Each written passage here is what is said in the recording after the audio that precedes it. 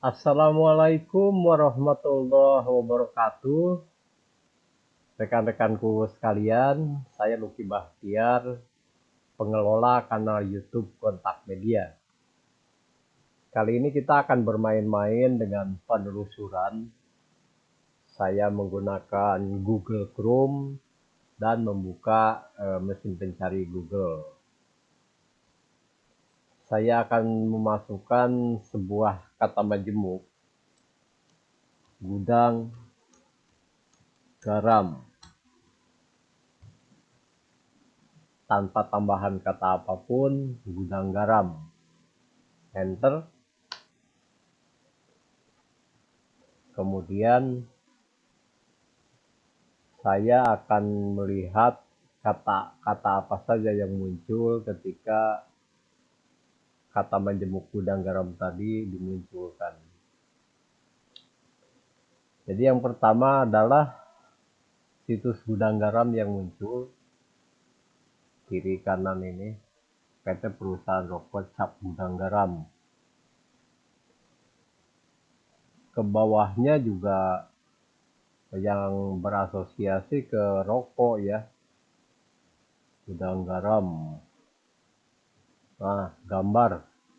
Oke, saya mau lihat gambar, lihat semua. Ada banyak varian ya, gudang garam Surya, kemudian ada gudang garam merah kan yang kretek. Ya, banyak banget saudaranya tuh si gudang garam filter itu. Jadi jika dianggap ini sebagai sentralnya gudang garam filter dan yang lain-lain dianggap sebagai varian saudaranya, maka saudaranya ini sangat banyak ya. Lalu apa sih yang sebenarnya ingin saya sampaikan? Begini, kalau diruntut ke belakang, ke aslinya, maka yang dimaksud gudang garam itu bukan merek rokok, tetapi betul-betul gudang garam dalam pengertian yang sebenarnya. Jadi ini nampaknya gambar ini mewakili gudang garam pada zaman Belanda. Mungkin ya, saya belum mempelajarinya. Kemudian ini adalah lori ya untuk membawa garam. Kemudian nanti lori berhenti di sini. Kemudian nanti ada yang mengangkut memasukkan. Atau bisa juga dibalik. Dari dalam gudang garam ini dikeluarkan berkarung-karung garam, kemudian dinaikkan ke lori dan lori mengirim ke tempat lain. Demikian. Tetapi menjadi dalam tanda kutip kacau balau waktu kita memang jujur ingin mencari gudang garam dalam pengertian gudang garam dalam arti sebenarnya. Mengapa kacau? Karena yang muncul koroko gitu ya. Ini saya lupa, mungkin ini gejala bahasa asosiasi ya, kalau tidak salah. Lalu bagaimana caranya kalau ingin mencari gudang garam dalam bentuk yang sebenarnya? Ini terpaksa dalam tanda kutip harus ditambahkan kata baru. Entah berhasil atau tidak, saya belum mencoba juga. Gudang penyimpanan garam. Enter. Nah, baru dia muncul. Inilah gudang-gudang yang dimaksud. Jadi cukup luar biasa ya. Ketika tongkrongan gudang garam atau sosok gudang garam ini kalah oleh merek rokok. Nah, ini di mana ya? Ini di Rembang ya, di Kabupaten Rembang. Nah, kita kembali ke merek rokok tadi.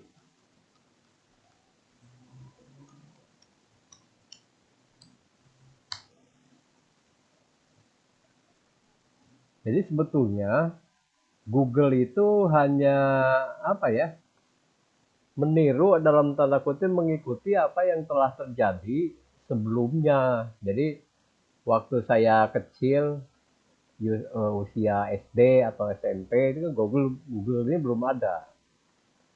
Google belum ada, dan ketika seseorang berkata gudang garam, asosiasinya memang sudah langsung ke merek rokok. Seperti misalnya kalau paman saya nyuruh gitu, tolong beliin gudang garam, maka di benak saya itu ya merek rokok ini. Kemudian sejumlah uang diberikan oleh paman, saya ke warung, lalu kepada pemilik warung berkata, "Mak, beli gudang garam filter atau gudang garam merah." Ya dikasih gitu ya, rokok tersebut. Nah kemudian menyebut gudang garam itu mudah, tetapi ya dasar bangsa kita yang mungkin ya senang menyingkat, jadi dia singkat sebagai GG.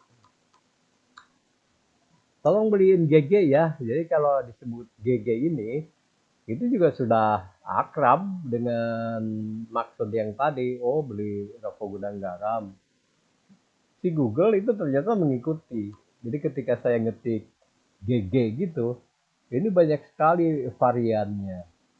Dan salah satu yang saya sukai, karena saya juga merokok, adalah Gigi Shiver ini. Gimana cara bacanya? Shiver ya. Nah, ini lumayan kok, lumayan enak bagi saya. Jadi si minnya itu terasa. Kata majemuk gudang garam sudah dibahas, dan baru saja kita membahas tentang singkatan GG. Yuk kita sedikit perdalam tentang singkatan GG ini. Mari saudaraku.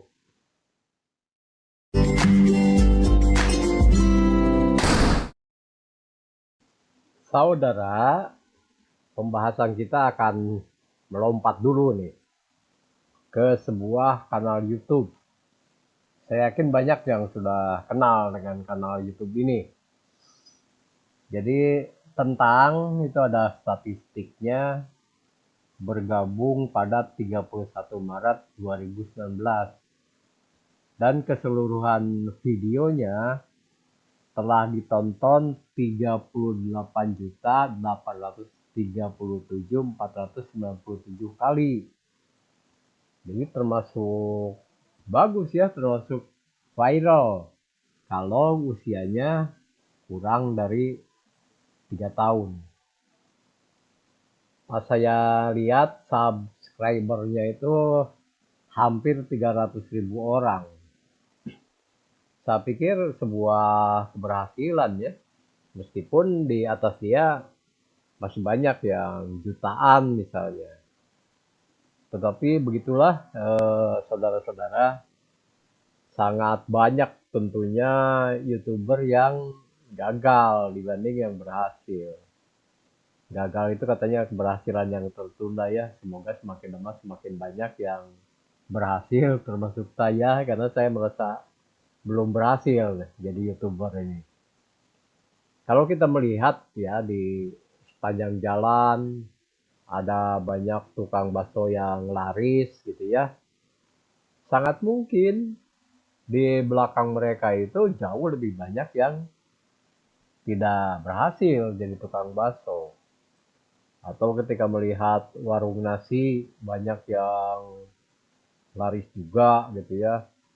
Katakanlah di seluruh kota Anda itu ada sekitar 1.000 misalnya warung nasi yang laris, ya sangat mungkin di belakang mereka secara histori itu jauh lebih banyak lagi yang tidak berhasil sebagai eh, pengusaha warung nasi.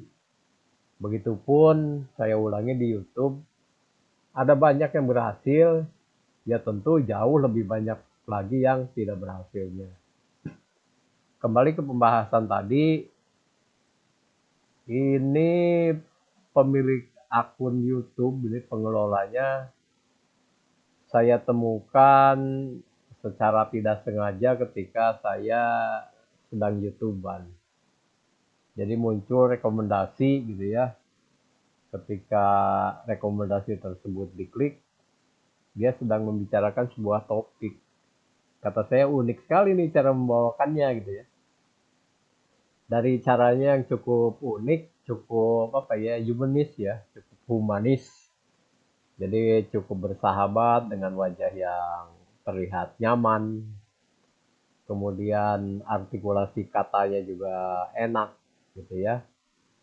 Nah, yang paling penting adalah kontennya. Jadi konten-kontennya itu mengajak kita untuk lebih berpikir atau kadang-kadang juga jujur bagi saya. Loh, kenapa dulu sama saya nggak kepikiran gitu. Loh, orang ini membahas sesuatu yang menurut saya lama tetapi dengan apa pola pikir yang baru gitu ya. Yang kadang-kadang memang berseberangan 180 derajat dengan yang dipahami oleh umum begitu. Ada sebuah apa ya, sebuah surprise bagi saya ketika melihat sosok ini. Jadi dia itu nampaknya bisa diterima dari Sabang sampai Merauke, meskipun memang di balik yang suka itu pasti ada yang tidak suka. Di balik yang mendukung pasti ada yang tidak mendukung. Tetapi kalau dilihat kebanyakan suka, kebanyakan mendukung terhadap apa yang dia sampaikan.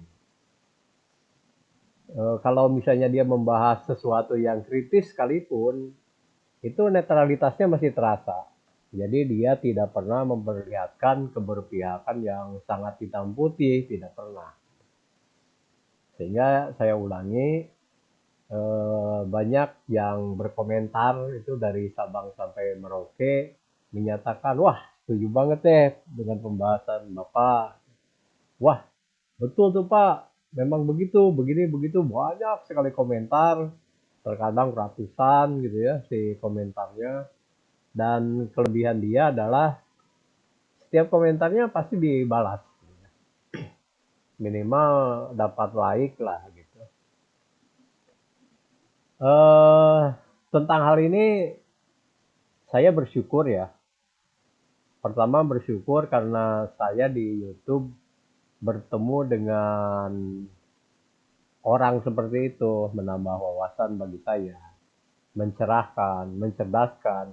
Meskipun jujur, ketika misalnya dia membahas tentang kucing, ada banyak hal yang saya tidak setuju. Tetapi saya abaikan itu karena kebanyakan konten dia yang memang konten-konten yang berbobot gitu ya. Mungkin kalau orang lain ya, saya kan suku Sunda nih. Orang lain mungkin, waduh, saya bangga deh. Ada orang Sunda, sesama Sunda, jadi YouTuber yang sukses ya. Saya berusaha membalik itu. Jadi saya mereduksi rasa bangga, tetapi lebih meningkatkan ke rasa syukurnya gitu. Jadi saya bersyukur ada salah seorang YouTuber yang sesuku dengan saya, dia sukses, dia bisa diterima oleh suku-suku yang lain di Indonesia, begitu ya, karena dia nampak sekali berusaha untuk menjadi juru damai. Dia sangat berusaha untuk menjadi pencerdas dan tidak terlihat sedikit pun kalau dia merasa lebih baik dari orang lain gitu ya. Tidak terlihat dia merasa lebih pintar dan sebagainya. Walaupun profesinya nih saya sinyalir dia seorang guru ya, seorang guru, mungkin guru sejarah. Beberapa guru sejarah saya kenal sangat textbook ya, jadi apa yang ada di buku itu yang dijelaskan. Tetapi sekali lagi Pak Guru sejarah yang satu ini berbeda. Dia melakukan analisa, melakukan hipotesa, dia melakukan pendalaman-pendalaman sehingga timbul pikiran-pikiran yang berbeda dengan yang dipikirkan oleh guru sejarah yang lain. Nah, saya buka siapa dia. Inilah, dia menamakan dirinya sebagai guru gembul. Nah, kita cari ya, guru gembul. Konon dia sangat rapih menyimpan jati dirinya. Jadi tidak menyebutkan nama jelasnya, tidak menyebutkan profesinya. Yang bisa kita lihat, ya usianya mungkin antara 40 sampai 45 ya. Ini subscribernya hampir 300.000, 293.000 subscriber dengan 445 video. Jadi dia punya ciri ya, kalau menampilkan judul itu, judulnya itu diberi episode, kemudian judul. Ini episode, kemudian judul, ya kan? Nah, ini judul-judulnya itu terkadang memang bombastis ya. Waspada, inilah 3 kelompok misi paling banyak memurtadkan umat muslim. Ya heboh bener gitu, tapi ketika didengarkan ya memang berbobot uraian-uraiannya. Kemudian saya coba ada satu episode yang ini ya, episode berapa kemarin? Episode 163 kalau nggak salah. Wah ini,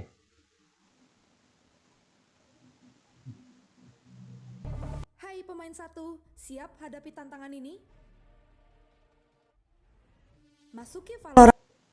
nah saya skip dulu lah. Jadi di episode 163 ini dia bikin judul berani ya, judulnya berani ya. FPI versus PDIP rebutan Pancasila gitu ya. Wah ini penasaran banget saya apa isinya. Ketika dibahas ya memang saya geleng-geleng kepala. Kok nggak kepikiran ya sama saya gitu ya. Yang seperti ini. eh Menurut saya lebih baik saya tidak banyak membahas si bapak yang satu ini. Bagi Anda yang memang ingin tahu ya, penasaran seperti apa sih kalau beliau membahas konten, ya datangi saja kontennya Guru Gembul. Nah, terus apa sih hubungannya dengan gudang garam yang tadi? Ya, dengan gudang garam sebenarnya nggak ada hubungan. Cuma saya ingin mengatakan begini, apakah mungkin nanti singkatan GG itu lebih ngetop sebagai Guru Gembul dibanding sebagai gudang garam? Sebagai orang Sunda saya hafal ya, gembul itu artinya banyak makan. Tapi nampaknya selain banyak makan dalam arti sebenarnya, dia gembul atau banyak makan buku. Artinya seluruh yang ada di buku dia santap, dia olah, dia cerna dan lain sebagainya.